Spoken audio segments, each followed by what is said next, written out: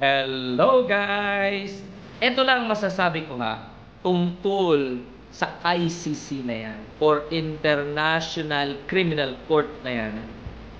They are like a toothless tiger or tigre na walang ngipin.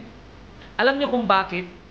Kasi ang kaya lang nilang hulihin is like our president, former President Rodrigo Roa Duterte, sa alleged deaths ng drug war, which is me. Alam ninyo, kita ko talaga sa dalawang mata ko kung gaano kabait yan si Duterte, gaano kasincere yan sa pamumuno niya.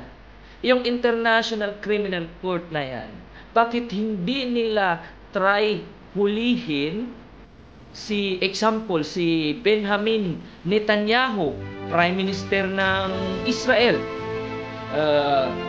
Between Israel and Palestine war, around 50,000 civilians died.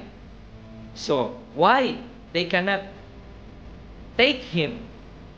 Or another one, President ng Russia, President Vladimir Putin, war between Russia and Ukraine, alleged Ukraine deaths, not alleged because it's already happened.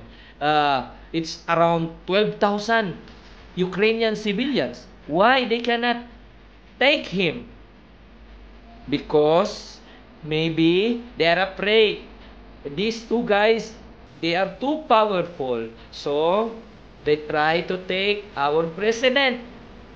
So, that's why I call them toothless tiger. See you.